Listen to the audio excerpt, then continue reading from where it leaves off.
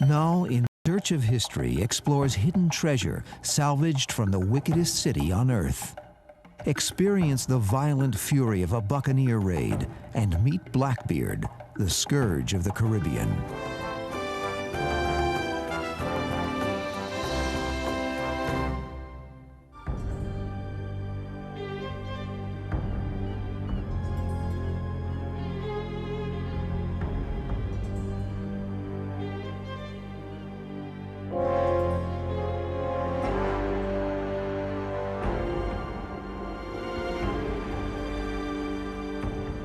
The pirate is among the oldest and most familiar of images in literature, the movies, and our imaginations. Terrifying figures of menace and violence, gleaming cutlasses dripping with gore, remorseless brutes with cold murder in what passed for their hearts. Can't you imagine what it must have been? You're a simple sailor. You just want to get home safely. Suddenly, a ship comes up alongside. There is a madman on the deck, motivating another group of madmen, all armed to the teeth. You really don't want to fight. You really would rather just put your sword down and pray for the best. Unfortunately, the best was usually death. There was more to the pirate life, however. The submerged ruins of an extraordinary city, Port Royal, have given up clues to the true nature of the buccaneers who once lived here. In this submerged time capsule, archaeologists are painstakingly piecing together the true picture of the pirates of the Caribbean. This type of sword too often, but it's typical of what you find in really the 1700s. Port Royal was the pirate capital of the world, a lair of thieves, gamblers, prostitutes, and slave traders, the dregs of the earth.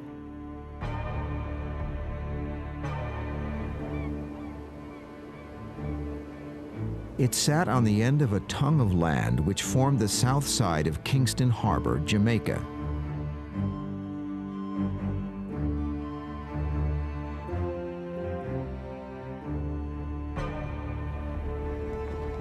From its founding by the British in 1655 until its catastrophic destruction less than 40 years later, Port Royal was a wide-open town where anything was possible and everything could be had for a price.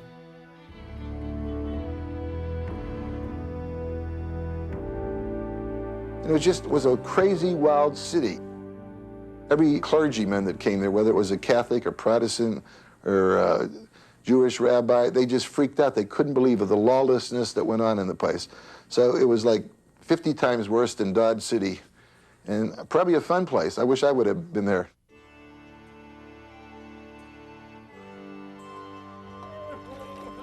Port Royal is the Sodom of the New World. The majority of its population are pirates, cutthroats, whores, and some of the vilest persons alive. I thought my presence there was of no use, and I could preach the word of God elsewhere, among a better sort of folk. Reverend Caleb Matthews, Port Royal, 1666.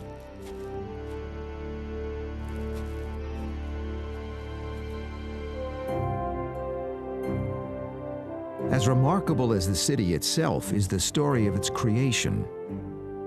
For Port Royal was deliberately founded as a pirate stronghold by the English crown.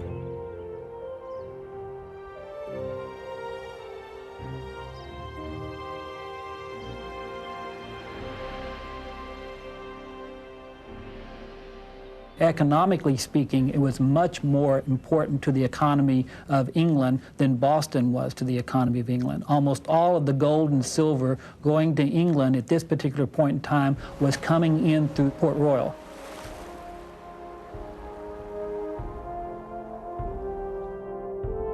Since the time of Christopher Columbus, the Spanish had dominated the Americas. Countless ships sailed forth from the New World, laden with treasure bound for Spain.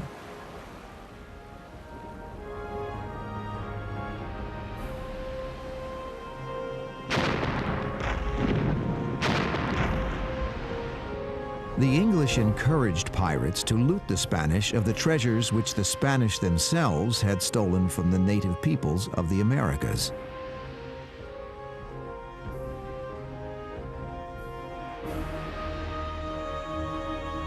In return, the crown would receive a large percentage of the spoils, as would the English merchants of Port Royal, who financed the pirating expeditions.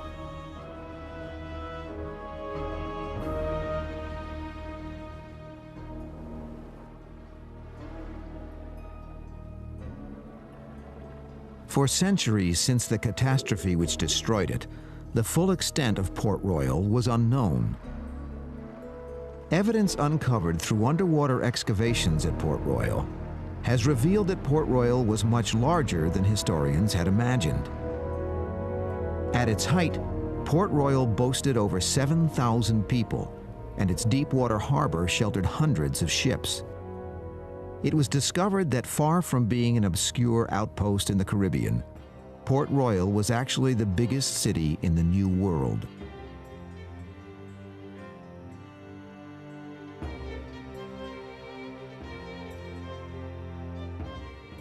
The artifacts that have been recovered from the sunken city indicate that it really was a place of vast wealth. The chinaware, the pewterware, the silver, incredible. Indicating that the merchants of Port Royal, the people of Port Royal, spent their money on tremendous luxury.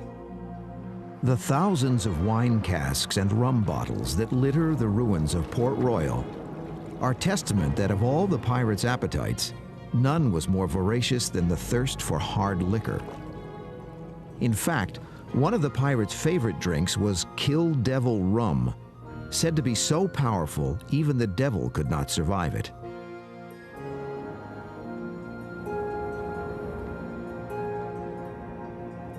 Thinking it might enhance their virility, the pirates even mixed gunpowder into their potent drinks.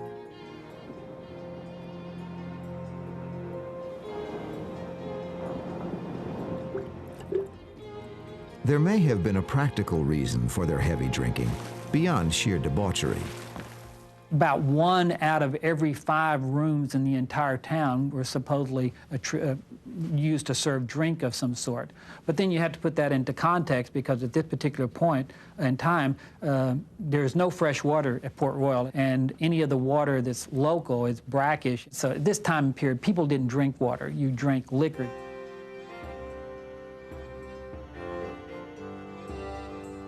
Port Royal was filled with a profusion of taverns, brothels, and gambling dens. But recent archaeology has also uncovered evidence of many wealthy homes, vast warehouses, and shops. It seems the pirates of Port Royal were a much more diverse group than the bloodthirsty brutes of story and legend. We really can't stereotype pirates. They were attracted to an independent life, and in fact, in a world where one was condemned to remain in the little box one was born into, it was literally the only way of beating the system. So sons of poor families in the hinterland made their way to coastal towns looking to go to the New World.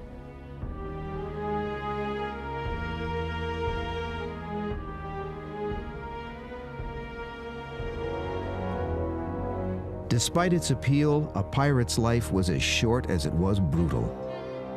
If he did not die in battle, an outlaw buccaneer could expect to end his days on the gallows. Though extremely hazardous, many took up the pirate life in hopes of a big payoff. Anyone who thought they could make a quick buck and not get hung in the process would become a pirate. And so you have people from all stations in life. Though they were undeniably killers and thieves, contrary to the popular myths, many of the pirates of Port Royal and elsewhere were pious, God-fearing men.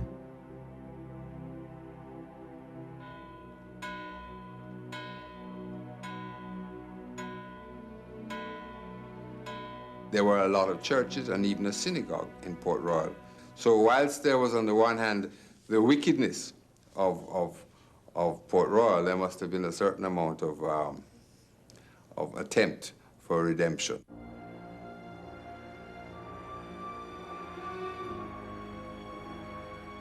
It was said that one devout pirate captain went so far as to shoot a disrespectful crewman during a shipboard prayer meeting.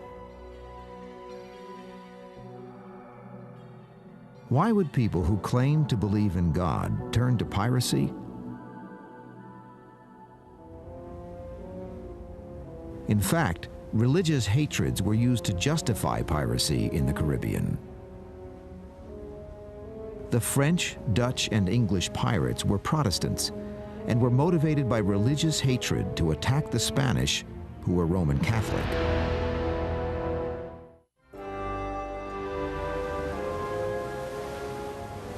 The lure of gold was probably a strong motive to encourage so many to embark on a life of robbery and plunder.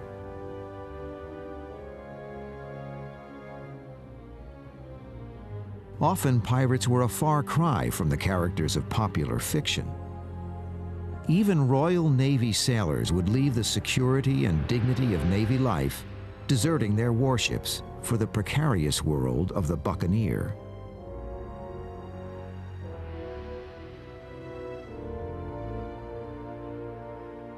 There were British sailors who escaped the harshness of life aboard a British ship, which was pretty miserable. I mean, it was so miserable that they wouldn't even let these guys go ashore when they'd go back to port. Sometimes they were on ships for a couple years at a time. Life in the Royal Navy was brutal. An officer's casual command could condemn a sailor to be flogged to death.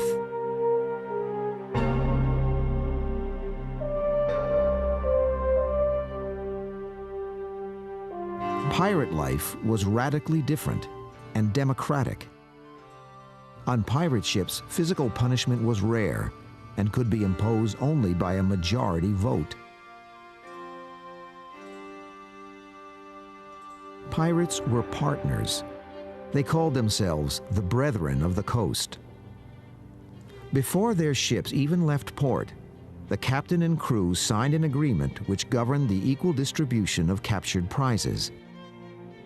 Its numerous bylaws controlled behavior aboard ship, as well as promises to work together as a community for shared goals. These agreements were known as the ship's articles.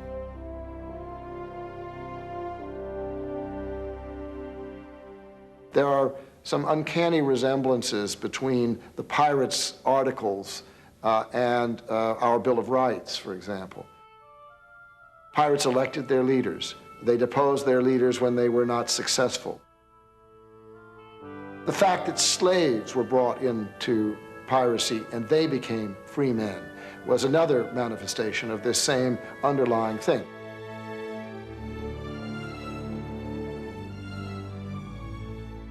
Buccaneers severely wounded in battle were not left to fend for themselves. In fact, their partners in crime had already made provisions to take care of them. The concept of workman's compensation started with pirates. The men who were especially good were much sought after.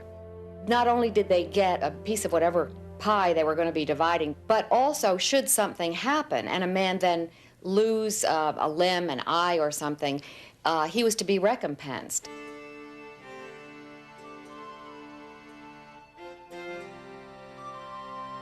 Pirates were ever alert to opportunity. If they chanced upon a vulnerable ship, they would attack immediately.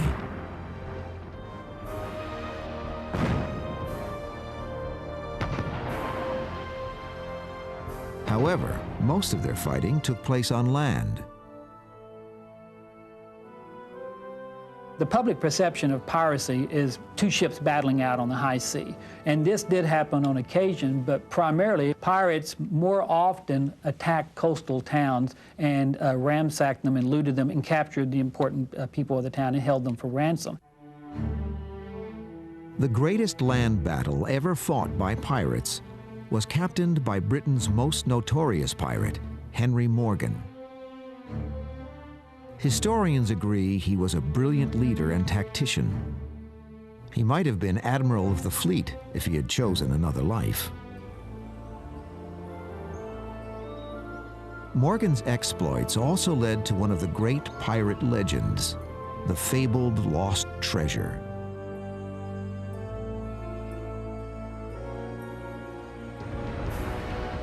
On December 18, 1670, with an army of over 2,000 pirates and in command of over 50 vessels, Morgan sailed from Port Royal.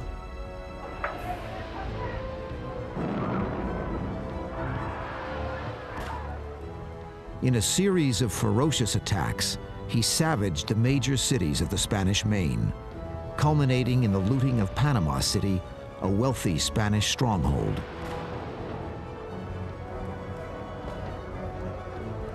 As they went into battle, Morgan's men fought armed to the teeth. The weapons fired single bullets. You wanted to carry a bunch of them when you were involved in close combat. You carried a sword when the pistols weren't any good anymore. You carried a dirk when the sword wasn't good anymore. If your leg had been blown off by grape shot, you wore a peg leg. If your eye had been put out by a pike, you wore a patch. When pirates were successful in their raids, what became of their plunder? According to popular legends, the buccaneers buried their treasure. In fact, they almost never did this.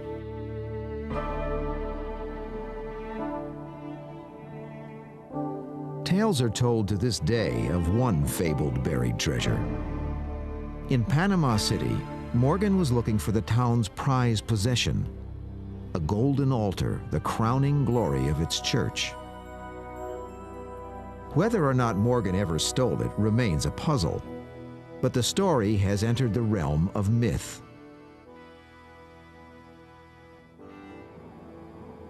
One of the greatest mysteries of Port Royal is, where is this golden altar? And where are the great golden statues that the buccaneers went after on the Spanish Main? And no one knows. Every island in the Caribbean has a story about Morgan's treasure. To date, it's never been found. I don't care where you go, they'll tell you Morgan buried his treasure. He didn't have a treasure to bury. He brought it all back to Panama. He divided it up with his people. He paid his sponsors off. The governor got a share. The King of England got a share. So there's no Henry Morgan treasure. Morgan went to extreme measures to protect his secrets.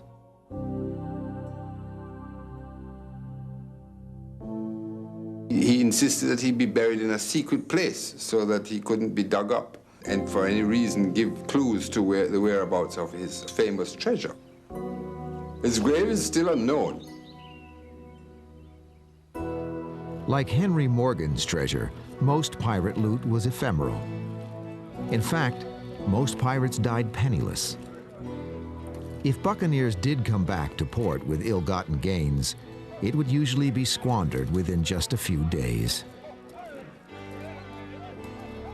The merchants were the ones primarily benefiting from the action of the pirates, so whatever profits the pirates might have been making would be spent rather quickly in Port Royal and its taverns, its house of prostitutions, and then the merchants would eventually end up with it. The interesting thing is they were all pirates. Even the merchants were pirates. I found some rulers made out of ebony wood and bronze. Even the rulers were wrong, so I'm sure these were rulers being used to sell cloth or something in a merchant shop. You know, even the scales for weighing, I found the little scales for weighing gold weights and everything like that, the weights were off. Everybody was a crook, everybody was cheating, you know. A bunch of thieves, I'll tell you. They were all thieves. The days of this rollicking, wide-open city were numbered. For those who had inflicted such terrible violence on so many others were themselves about to suffer a violent catastrophe.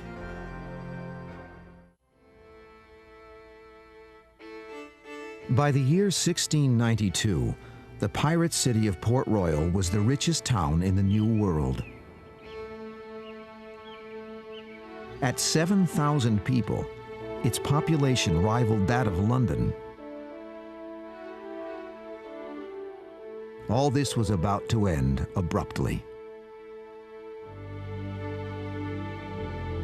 Many people thought of Port Royal as the Sodom of the New World. Traveling preachers even prophesied that God's wrath would strike the depraved pirate town, just as in the Bible he smote Sodom and Gomorrah.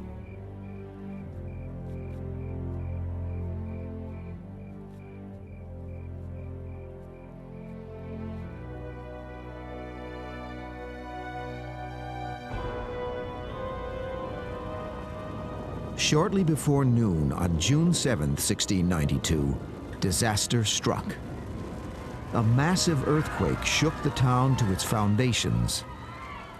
More than 2/3 of Port Royal sank into Kingston Harbor within a matter of minutes. But it was only the beginning.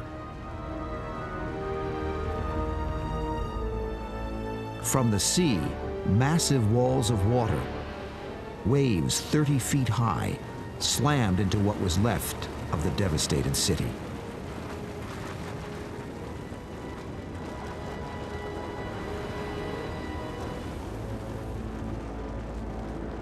You have the buildings sinking down in the harbor. Then you have a series of waves coming from the mainland of Jamaica, hitting Port Royal, bouncing off, hitting the mainland. And so you have an oscillating wave. And so essentially you have the largest English town in the New World, 2/3 of it sinking almost totally out of sight beneath the waters of present-day Kingston Harbor.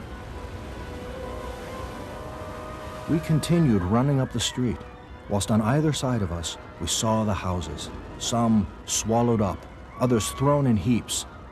The sand in the streets rose like waves, lifting up all persons that stood upon it. And at the same instant, we saw a flood of water breaking in and rolling those poor souls over and over. Port Royal Merchant, 1692.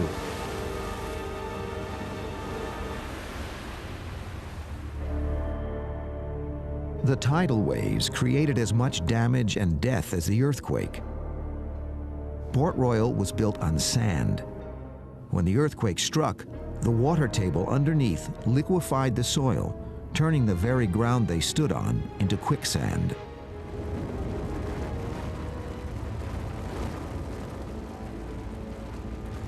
There's a lot of local stories dating from, in fact, accounts dating from that time period of people being buried up to their neck and then the ground closing back up on them. And there's even, stories of dogs coming along and eating the heads of the dead individuals.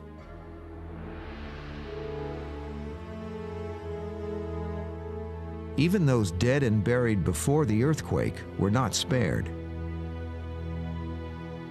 You had the coffins of recently buried individuals floating around, and then of course you had all the victims of Port Royal itself. Around 2,000 people were killed immediately in the earthquake. Many people thought the destruction of Port Royal was the punishment of God, but others found opportunity in the catastrophe. Drunken mobs roamed the streets, murdering survivors and looting what was left of the pirate lair. The dead were floating all over the place. It was absolute chaos. Even before the bodies were fully removed, there were people who were diving down into the remains of the sunken city to take out what they could find. Most of the buildings had sunk in areas too deep for salvage. Perhaps the waters of Port Royal hold the remains of fabulous pirate treasures still waiting to be found. If someone were to do, excavations extensive enough, there would be material that could be bullion, gold, most likely, in some part of the city. In 1966, using methods undreamed of 300 years earlier, archaeologist Robert Marks began a 2-year excavation of Port Royal. Among his discoveries, a treasure chest containing 1,200 silver coins. The true pirate treasure, however, may not be gold and silver. but the insight we are granted into the day-to-day life of the vanished pirates.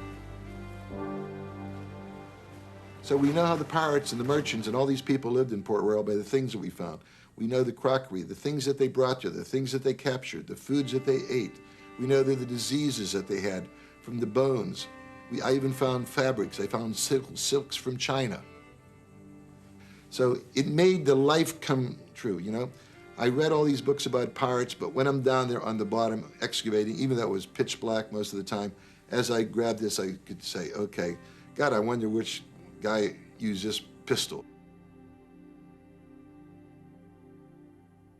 I think the real treasure of Port Royal today certainly is the archaeological significance of what was the wealth and the lifestyle of the 17th century in the New World. It's a story of what was this fascinating collection of people that came from all over the world with all kinds of desires and practices. And to be able to understand this is the real treasure of Port Royal.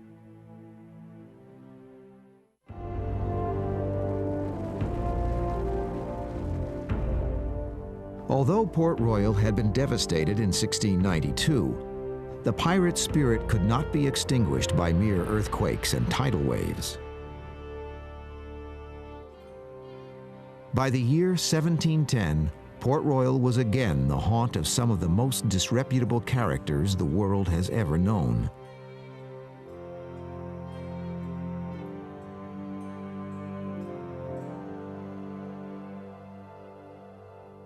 Some of these guys were just incredible. I mean, they would cut people's hearts out and make them eat it as they're dying, you know, or cut somebody's heart out and make somebody else eat it, and cut somebody's ears off.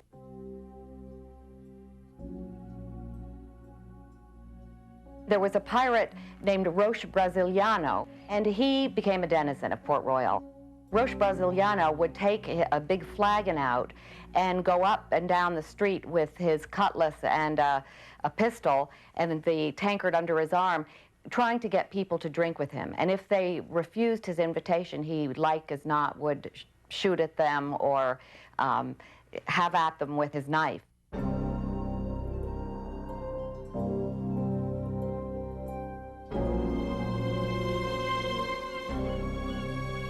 Once again, the pirates of Port Royal terrorized the high seas.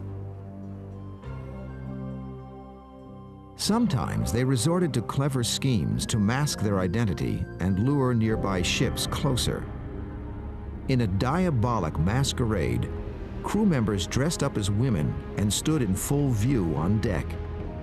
The unsuspecting vessels thought they were just ordinary passengers on an innocent ship. Usually, pirate dress was more mundane. Like other seamen of the time, they wore garments of heavy wool. Since they had no change of clothing, pirates were frequently dirty and ragged while aboard ship.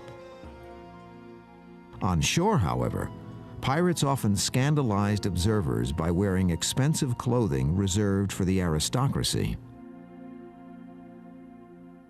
They were fops, they were dandies. They used their dress, their wealth to buy fancy dress, and they used it, in fact, as an intimidating factor that made them more visible.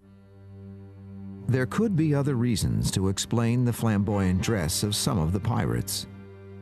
Crewmen and officers sailed as a team, and many formed strong attachments that sometimes matured into love.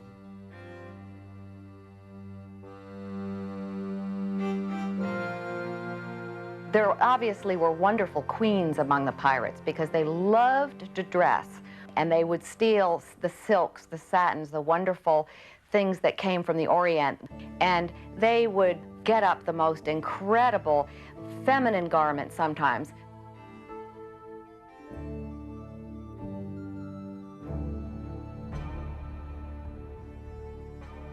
The pirates reveled in bloody combat, adventure, and glory. A man's world through and through.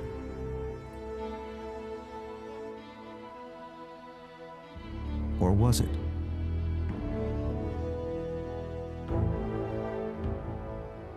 Howling like banshees, the pirate pair came raging out of the cannon smoke, flashing their cutlasses and singeing the air with shrill oaths and curses. Only by the largeness of their breasts did I know them to be women. Mrs. Dorothy Thomas, 1720. There were several women pirates. Anne Bonny and Mary Read, two female pirates who operated out of Jamaica, are history's most famous, and well they ought to be, because they far outshone the men they sailed with in skill and courage. Both of these fearsome women sailed from Port Royal with Captain John Rackham. To conceal their identity, they wore men's clothes. Some believe that Mary Read was brought up as a boy because her mother had lost an infant son before Mary's birth.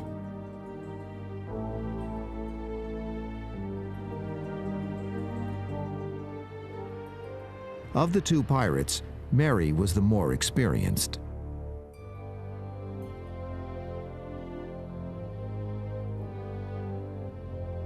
She was in the Army as a man, and so she signed on as a seaman, and that's how she found her way to the Caribbean. She and Anne became a good team. They were in the thick of it. Once they signed on for this, they participated fully. They were no shrinking violets.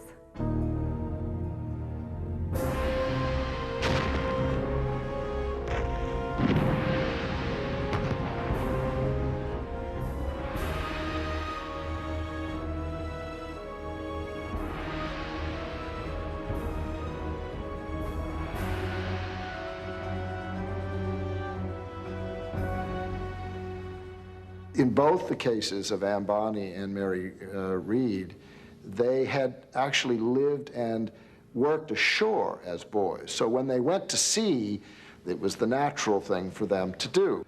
There's no question that women are fully capable of dealing with the work aboard a ship.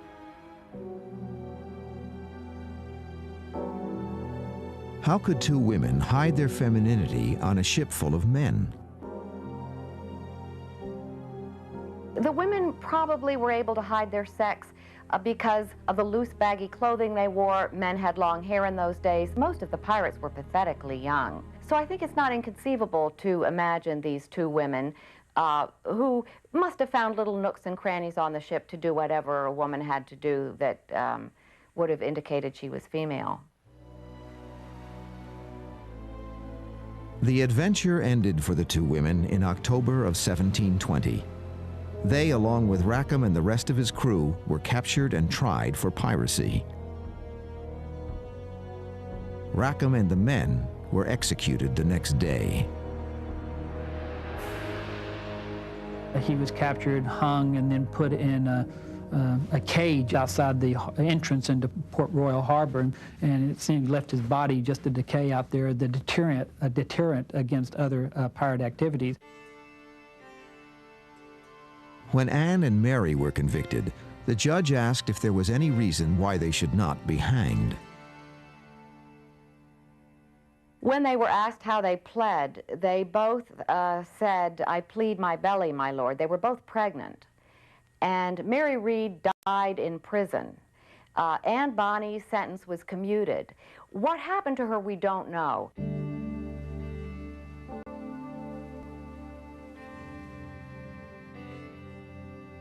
Anne Bonny mysteriously disappeared from Port Royal. Some say she traveled to Charleston, South Carolina, where she moved in with her parents. Anne and Mary had led astonishing lives, at least the equal of the most imaginative fiction.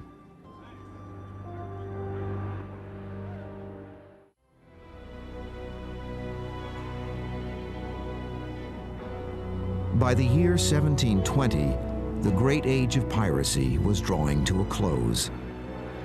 Pirate life was doomed by a twist of history.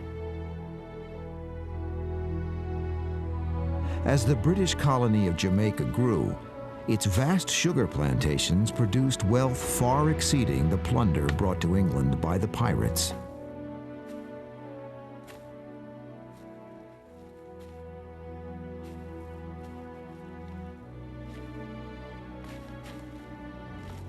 The British, the very power which had created the pirates, now determined to destroy them.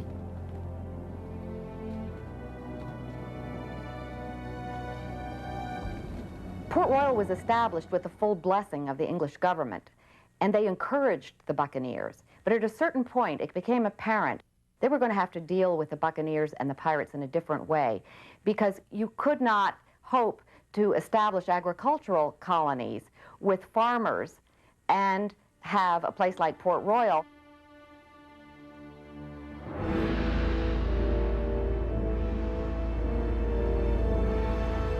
The Navy was dispatched to capture, imprison, and hang renegade pirate gangs. The buccaneers had to be eliminated to make way for a plague which would haunt the New World for generations: slavery.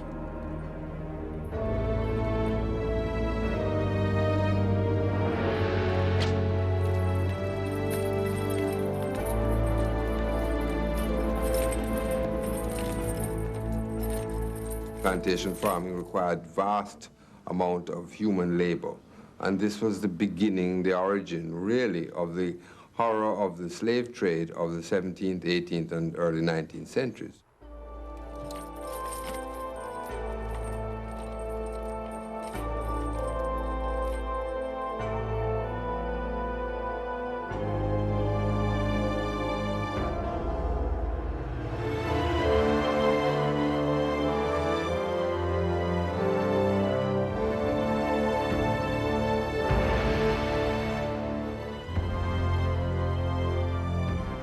As the great age of piracy came to an end, the myth-making began.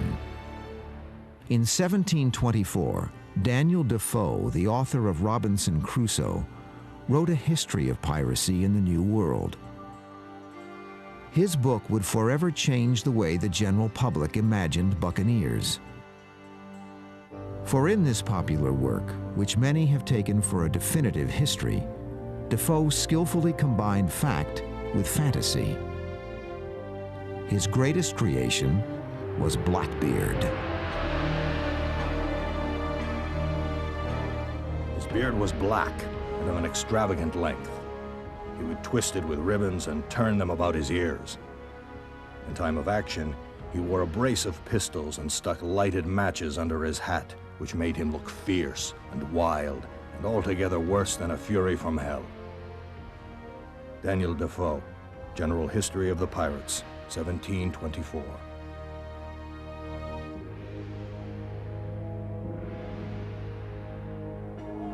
Defoe's Blackbeard transformed his vessel into an imitation of hell.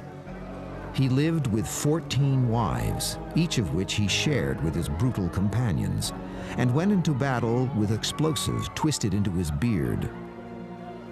In fact, Defoe invented these anecdotes, which are not found in official records or newspaper stories of the time.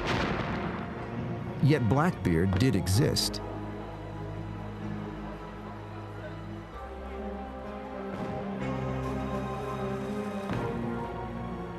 His real name was Edward Teach. Unlike the superhuman character presented by Defoe, Teach had a brief career and only took a few prizes. There is no evidence that he ever harmed his crew or captives. His death, however, was sensational. He was finally caught after a valiant battle by an English expedition that went after him, and after fierce hand-to-hand combat, his head was stricken from his body, carried on the English ship back where it was exhibited as a trophy.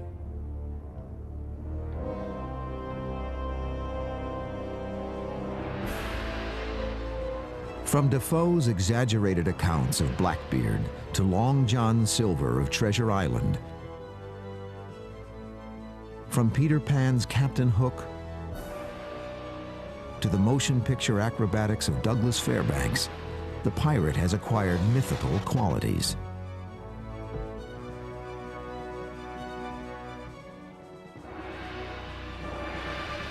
In fact, no one ever sang "Yo ho ho" and a bottle of rum, or said "Shiver me timbers."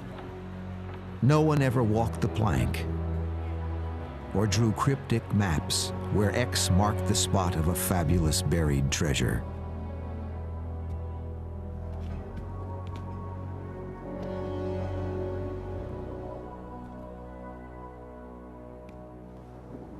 These were all things that crept into the popular imagination.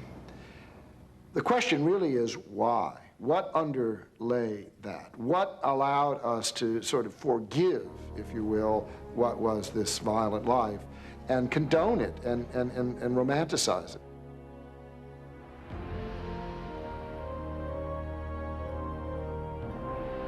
Perhaps it is because pirates fulfill a fantasy forbidden to the rest of us. They lived freely, took what they wanted, and feared no one. And it is such bold characters as these who inspire us to go in search of history.